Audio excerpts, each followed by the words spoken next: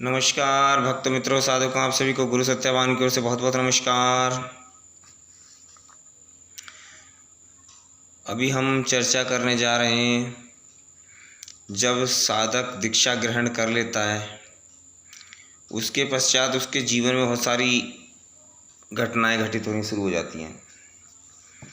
घटनाएं कैसी घटती हैं? बहुत प्रकार की विचित्र घटनाएं घटेंगी।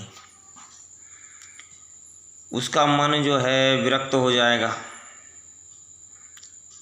वैराग्य की तरफ भागेगा कि मुझे भक्ति करनी है, भक्ति करनी है। दूसरा, सामाजिक संपर्क उसका टूटने लगेगा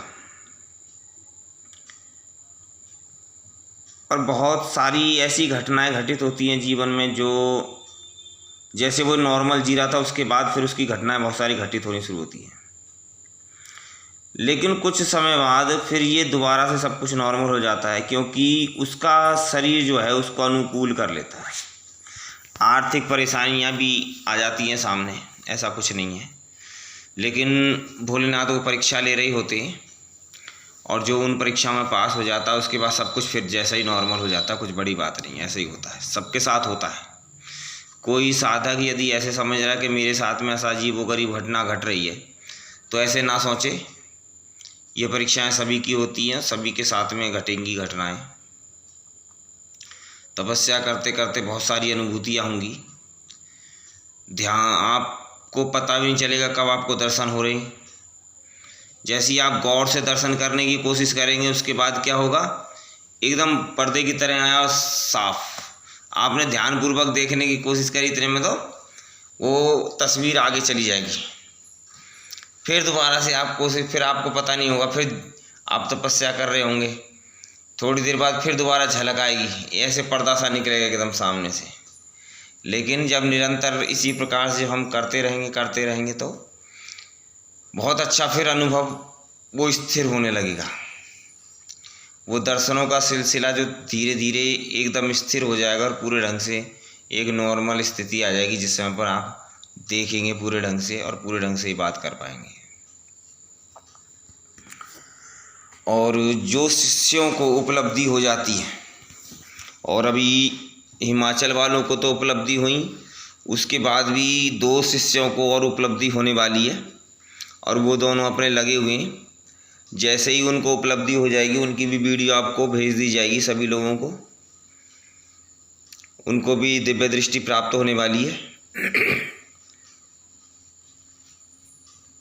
उन दोनों को ही दिव्य दृष्टि प्राप्त होने वाली है, और फिर उनका भी नंबर आपके हमारे इस चैनल पर डाल दिया जाएगा, ताकि आप पूर्ण ढंग से सुविधापूर्वक कहीं पर भी अपनी पुष्टि करा सकते हैं। क्योंकि जो हिमाचल वाले शिष्य हैं, कभी कभी उनका नंबर बहुत ज़्यादा बिजी हो जाता है, तो नंबर बिजी होने के कारण बात नहीं हो पाती है। थोड़े समय बाद होती है, लेकिन ऐसा नहीं है, फ़ोन नहीं दोबारा करते हैं। लेकिन आने वाले भविष्य में मुझे दिखता है कि ये संख्या हम लोगों की बहुत ज़्यादा बढ़ जाएगी, संख्या भक्तों की जो इंक्वायरी करना चाहते हैं, तो फिर उनके लिए फिर ये परेशानी सामने आएगी कि एक व्यक्ति कितनी पुष्टि करेगा, कितने के विषय में बताएगा। तो फिर 2 जो सेवक हैं, शिष्य हैं, जो वो तैयार हो रहे हैं, और उनको अब शक्ति प्राप्त होने वाली है। जब भी प्राप्त हो जाएगी तो उनको भी इंटरव्यू डाल करके उनका नंबर डाल दिया जाएगा। आप उन लोगों से भी अपनी इंक्वायरी करा सकेंगे। अभी प्राप्ति पूर्ण ढंग से नहीं हुई, परंतु उनको सिलसिला आरंभ हो चुका है, और आने वाले भविष्य में अभी उनको प्राप्ति हो जाएगी। जितनी शीघ्र कठोर तपस्या करेंगे, उतनी जल्दी उनको प्राप्ति हो जाएगी। और अभी इनको जो उपलब्धि हुई, इसमें बहुत सारी इनके अनुभव रहे, और इन्होंने एक 2 पुष्टि मेरे सामने भी की थी। तो जो मैंने पूरे ढंग से प्रमाणित किया, उसको देखा, मैं स्वयं ही देखा, क्योंकि मैं किसी पर बिलीव नहीं करता, चाहे वो मेरा शिष्य ही क्यों ना हो। जब तक वो पूरा प्रमाणिक नहीं हो जाता, उसके बाद ही उसको आदेश करता हूँ कि हाँ, अब आप ठीक कर रहे हैं। क्योंकि गुरु का फर्ज होता है प्रत्येक चरण, जो भी उसकी कमियां हैं, त्रुटियां हैं, उनको बिल्कुल एक्यूरेट होकर के वो अब सही दिशा में आगे बढ़े। क्योंकि सारा समाज जो हमारे पास फ़ोन करता है, संसार फ़ोन करता है, उनको बिल्कुल भी मिस्टेक का सामना ना करना पड़े, उनको बिल्कुल एक्यूरेट बात एकदम मालूम चले, क्योंकि जब एक्यूरेट मालूम चलेंगे जब ही कुछ उनका कल्याण हो सकेगा।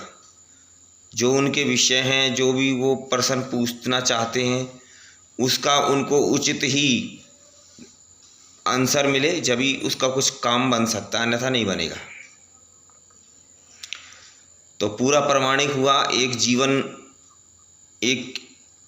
एक हमारे जानकार थे, उनकी वीडियो, उनकी फ़ोटो वगैरह सब हमारे पास आई, तो मैंने उस जीवन में उनके पास भेजा कि इस जीवन में उनकी गृहस्थी थी, शादी हुई, शादी होने के बाद फिर उनका जो लेडीज़ थी, उनका जो मन था जो वैराग्य में था, और वो नहीं चाहती थी कि मैं गृहस्थी के अंदर रहूं। 2 बच्चे होने के बाद भी उन्होंने अपनी गृहस्थी छोड़ दी। गृहस्थी छोड़ने के बाद वो भगवान की भक्ति में लग गए। भगवान की भक्ति में लगने के बाद उनको भगवान की भक्ति करने में बड़ा संतुष्टि होती है, महसूस होती है, और वो आज की डेट में अपना घर छोड़ चुके हैं। तो उनकी यही थी कि मैं आखिर ऐसी क्यों हूँ कि मेरे को घर में संतुष्टि नहीं होती, घर में अच्छा नहीं लगता, ऐसा लगता है कोई बंधन है मेरे ऊपर। और भगवान की भक्ति में उनको बड़ा आनंद आता है, और उन्हें घर बार भी छोड़ दिया, साध्वी सन्यासी की तरह एक जीवन व्यतीत कर रहे हैं अपना। तो उनको ये आनंद क्यों आ रहा है, आखिर इसमें ऐसी क्या खासियत है जो मतलब वो चाहते तो घर रह करके भी कर सकते थे। तो फिर उस जन्म में जब मैंने भेजा इनको, और जब वहाँ से प्रमाणिक होकर के आया, तो ये मालूम चली कि 1700 कुछ सन था, ईस्वी थी 1700 कुछ। तो इसमें उन्होंने कुछ संतों की सेवा की थी। संतों की सेवा करने के बाद उस जन्म में भी वो स्त्री ही थी, और संतों की सेवा करी। संतों की सेवा करने के बाद उनको बड़ा अच्छा भक्ति प्राप्त हुई, भगवान की भक्ति में वो लीन हुई। लीन होने के बाद उन्होंने गुरुवर से वचन मांगा कि प्रभु, जो उनके उस वक्त जो गुरु थे, उनसे वचन मांगा कि मुझे भी हर एक जन्म में ये भक्ति का रस प्राप्त हो, अर्थात जो आनंद जो भक्ति में आता है वो मुझे अवश्य प्राप्त हो, और मैं संसार के किसी बंधन में ना रहूं। तो जब इस प्रकार का जब उनको आशीर्वाद मिला, तो वो वचन, उस वक्त का संकल्प और वचन, जब उन्होंने इस जन्म को ग्रहण करा, गृहस्थी में रहा, गृहस्थी में वो रहने के बाद इसी कारण से उन्होंने गृहस्थी को छोड़ दिया। छोड़ने के बाद आज वो वैरागी का जीवन व्यतीत करती हैं, कभी हरिद्वार कभी मथुरा, इस प्रकार से वो रहती हैं। तो उनका जो एक उन्होंने वरदान मांगा पिछले जन्म में उन गुरु महाराज से, तो उसको वो वरदान मिला। उसी वरदान स्वरूप वो इस प्रकार से उन्होंने आज गृहस्थी छोड़ दी, और ये संसार जो भगवान का रास्ता है उसके ऊपर चल दी।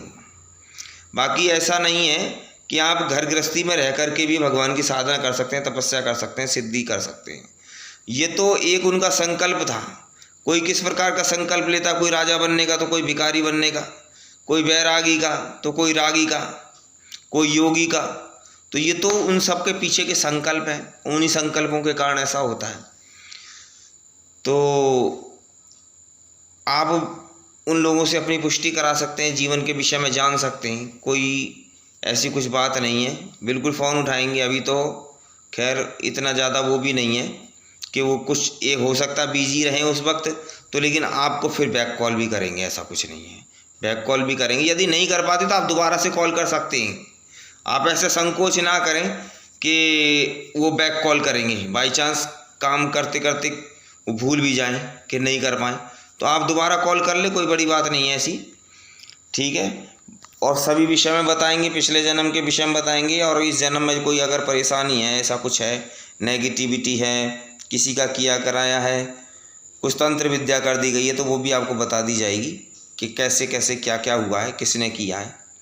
लेकिन हम लोग नाम खोलने की उनको इजाज़त नहीं दे रखी, क्योंकि ये सही नहीं रहता, क्योंकि ये लड़ाई झगड़े का एक कारण बनता है। बस कुल मिला के अपना उद्धार करो, उसको भाड़ में जाने दो, उसको दंड भोलेनाथ देंगे, आप उसके दंड के पीछे मत पड़ो, और बाकी दंड तो मिल ही जाता है साथ ही साथ, ऐसा कुछ बड़ी बात नहीं है।